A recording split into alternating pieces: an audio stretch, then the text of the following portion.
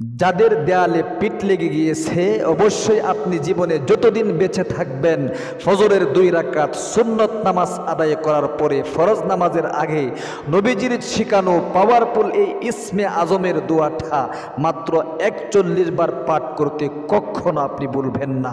কারণ আপনি যদি এই ইসমে আজমটা একদম আল্লাহর প্রেম ভালোবাসা, নবীজির প্রেম ভালোবাসা অন্তরে জাগিয়ে আমল করতে পারেন, আল্লাহর নবী বিশ্ব নবী ওয়াদা করে বলেছেন আপনাদের পরিবার সংসার থেকে যত ধরনের অভাব অনটন আছে, যত দরিদ্রতার মধ্যে আপনি পড়ে আছেন, দরিদ্রতা আপনাকে দিন দিন গ্রাস করে নিচ্ছে, অভাব অনটন আপনার পরিবার সংসারে লেগেই থাকে সারাক্ষণ, আপনি কোনো অবস্থাতেই অভাব অনটন দূরীভূত করতে পারতেছেন না, ঋণ পরিশোধ করতে পারতেছেন না, মনের আশা আপনার পূরণ হচ্ছে না, দীর্ঘদিনের আটকে থাকা মনের আশাও আল্লাহ তাআলা পূরণ করে দিবে, ইনকামের মধ্যে বরকত হবে, চতুর্দিক থেকে বৃষ্টির মতো আল্লাহ তাআলা গায়বী রিজিকের ব্যবস্থা আপনাদেরকে করে দিবে। আল্লাহু আকবার, আল্লাহু আকবার। এজন্য আমি অনুরোধ করে আপনাদেরকে বলবো, ও মহিলা মা বোনেরা, ও ভাই বেরাদররা, জীবনে অনেক সময় তো নষ্ট করে থাকেন, তাই না? পারবেন না আজকের নবীজির শেখানো এই আমলটা একদম মনোযোগ সহকারে ভিডিওটা দেখে আমলটা শিখতে এবং আজকের থেকে আপনাকে আমলটা করতে হবে যদি আপনি পরিবার সংসারে শান্তি আনতে চান। আল্লাহু আকবার। অনেকেই কাজ করে সারাদিন মাথার গাম পায়ে পেলে কষ্ট করে তার জান বের হয়ে যাচ্ছে, কিন্তু আমল করতে সে রাজি না। একথা আপনি বিশ্বাস করুন, নবী করিম সাল্লাল্লাহু আলাইহি ওয়াসাল্লামের শেখানো আমলগুলো করতে হবে এবং সাথে সাথে চেষ্টা প্রচেষ্টা আপনাকে করতে হবে। শুধু আমল করলেন আর চেষ্টা প্রচেষ্টা করলেন না, তাও আপনার টাকা পয়সা হবে না। চেষ্টা প্রচেষ্টা করলেন, আমল করলেন না, তাও হবে না। ঠিক তেমনিভাবে আপনাকে কারেন্টের বাতি কিন্তু দুইটি জিনিসের সামান্যই জ্বলে থাকে, নেগেটিভ আর পজিটিভ। সুতরাং আপনাকে অবশ্যই কিন্তু শুধু শুধু নেগেটিভের দ্বারা কি করে না, কারেন্টের বাতি জ্বলে না, পজিটিভের দ্বারা শুধু শুধু কারেন্টের বাতি জ্বলে না। সুতরাং কারেন্টের বাতি আপনাকে জ্বলাতে হলে উভয়টার সামান্যই ফিটিং করে তারপরে যদি আপনি বাউল ফিট করেন তাহলেই বাতি জ্বলবে, অন্যথায় কিন্তু সম্ভব নয়।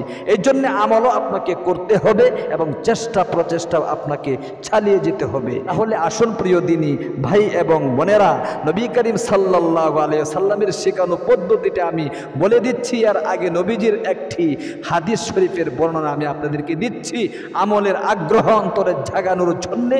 হাদিসের ফজিলতগুলো কিন্তু উল্লেখ করা হয়, খুব মনোযোগ দিয়ে শুনুন প্রিয় দিনী ভাই এবং বোন। আল্লাহর নবী বিশ্ব নবী মুহাম্মদ আরবি সাল্লাল্লাহু আলাইহি ওয়াসাল্লাম একদিন সাহাবায়ে কেরামদেরকে নিয়ে বসেছিলেন। অনেক সাহাবায়ে কেরাম ছিল।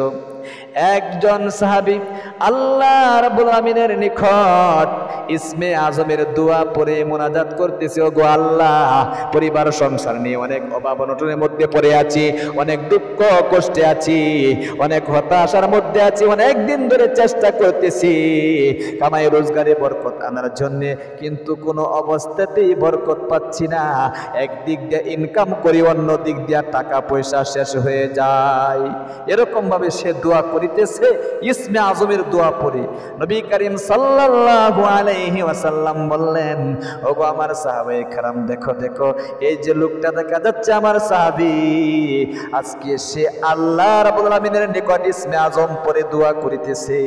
আল্লাহ রাব্বুল আমিনের নিকট আজকে সে যা যা ব্যর্থ করেছে, যা যা বলেছে, আল্লাহ রাব্বুল আমিন তাকে আল্লাহ তাআলা ধন সম্পদ গাড়ি ভারী বৃষ্টির মতো দিবে। আল্লাহু আকবার। তার মনের যত আশা আকাঙ্ক্ষা আছে আল্লাহ তাআলা আজকের থেকে পূরণ করে দিবে। আল্লাহু আকবার। এত পাওয়ারফুল এই ইসমে আজমের। প্রিয় দিনী ভাই এবং বোন, এই জন্য আসুন আমলটা কিভাবে করবেন, খুব মনোযোগ দিয়া নবীজির প্রেম ভালোবাসা, আল্লাহ রাব্বুল আমিনের প্রেম ভালোবাসা অন্তরে জাগিয়ে সর্বপ্রথম যখন সুবহে সাদেকের আজান হয়ে যায়, ফজরের আজান হয়ে যায়, আপনাকে তাড়াতাড়ি করে উঠতে হবে। তাড়াতাড়ি করে উঠে আপনি অবশ্যই কিন্তু অজুখানায় গিয়ে আপনার হাজতকে ছেড়ে সর্বপ্রথম আপনি ওযু করবেন। ওযুর শুরুতে একবার বিসমিল্লাহির রহমানির রহিম আল্লাহু আকবার। একবার এই বিসমিল্লাহির রহমানির রহিম শব্দটা বলে এরপরে আপনি সুন্নত তরিকায় ওযু করবেন। সুন্নত তরিকায় ওযুটা করার পরে আপনাকে একবার আকাশের দিকে তাকিয়ে কালিমায়ে শাহাদাতটা পাঠ করতে হবে একদম মনোযোগ দিয়া। এরকম ভাবে পাঠ করবেন, আশহাদু আল্লা ইলাহা ইল্লাল্লাহু ওয়াহদাহু লা শারীকা লাহু ওয়া আশহাদু আন্না মুহাম্মাদান আবদুহু ওয়া রাসূলুহু। একবার কালিমায়ে শাহাদাতটা পাঠ করে আপনি নির্দিষ্ট জায়গার মধ্যে দাঁড়িয়ে যাইবেন। ঘরে যদি আমলটা করেন ঘরেও করতে পারেন, মসজিদে করলে মসজিদেও করতে পারেন, কোনো সমস্যা নেই। আপনি সর্বপ্রথম ফজরের 2 রাকাত সুন্নত নামাজ আদায় করার নিয়ত করবেন। সুন্নত নামাজটা আদায় করে অবশ্যই নির্দিষ্ট জায়গার মধ্যে বসে একদম আল্লাহ তাআলার দিকে মোতাবাজ্জু হতে হবে এবং আল্লাহ তাআলার দিকে মোতাবাজ্জু হয়ে মনে মনে আপনাকে বলতে হবে, ওগো আল্লাহ, পরিবার সংসার নিয়ে অনেক অভাব অনটনের মধ্যে পড়ে আছি, অনেক দুঃখ কষ্টে আছি, অনেক হতাশার মধ্যে আছি, দিন দিন গরিব হয়ে যাচ্ছি, ফকির হয়ে যাচ্ছি, দরিদ্রতা আমাকে গ্রাস করে নিচ্ছে। এই সমস্ত মনের যত আশা আকাঙ্ক্ষা আপনার আছে, মনের বাসনা আছে, সবগুলো অন্তরে জাগিয়ে আপনাকে সর্বপ্রথম নবী করিম সাল্লাল্লাহু আলাইহি ওয়াসাল্লামের পর ছোট্ট একটি দুরূদ শরীফ 3 বার পাঠ করতে হবে। এরপরে ইসমে আজমের দোয়াটা 41 বার পাঠ করতে হবে। খুব মনোযোগ দিয়া আমলটা শিখুন, আমি কিন্তু সহিহ শুদ্ধ উচ্চারণটা শিখায় দিচ্ছি। এই দুরূদ শরীফটা একদম মনোযোগ দিয়া 3 বার পাঠ করবেন। আল্লাহুম্মা বলেন, বলতে হবে, আমি স্ক্রিনের মধ্যেও দিয়ে দিচ্ছি এবং সহিহ শুদ্ধ উচ্চারণটা শিখিয়ে দিচ্ছি। আল্লাহুম্মা সাল্লি আলা, বলেন আল্লাহুম্মা সাল্লি আলা মুহাম্মাদিন আবদিকা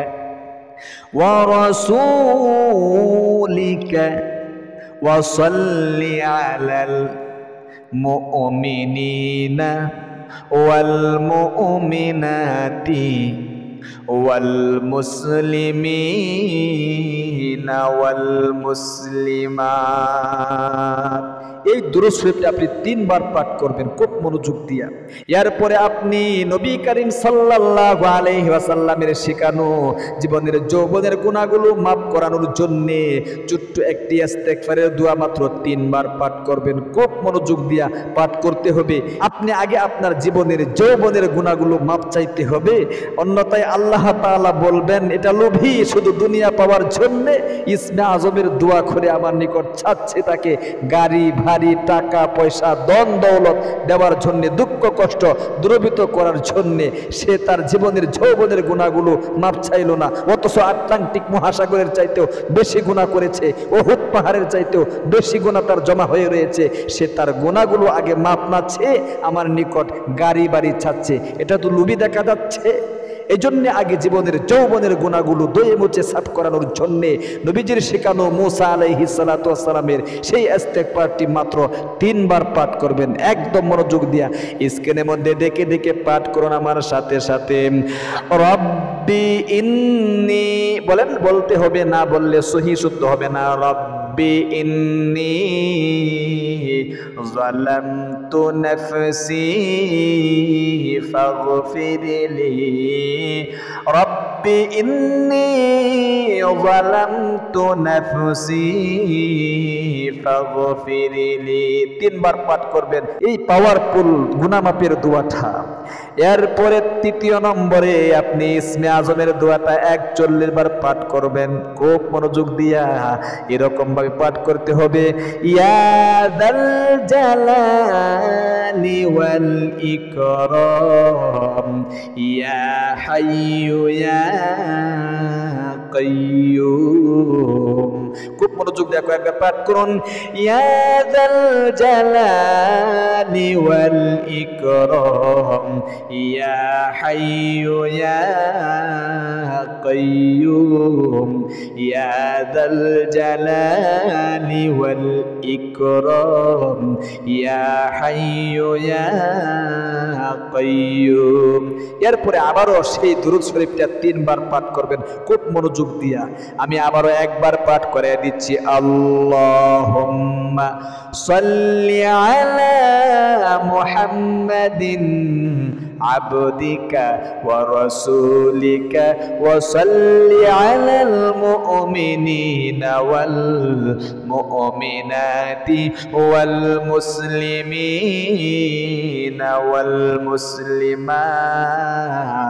এরপরে সংক্ষিপ্ত মুনাজাত করবেন। মুনাজাতে কি কি বলতে হবে অনেকে কিন্তু অনেক দিন ধরে ভিডিও দেখছে, কিন্তু কিভাবে আপনাকে মুনাজাত শুরু করতে হবে, মাঝখানে কি বলতে হবে, শেষে কি বলতে হবে এখনো পর্যন্ত শিখতে পারলেন না। এজন্য খুব মনোযোগ দিয়ে শুনতে থাকুন, শিখতে থাকুন।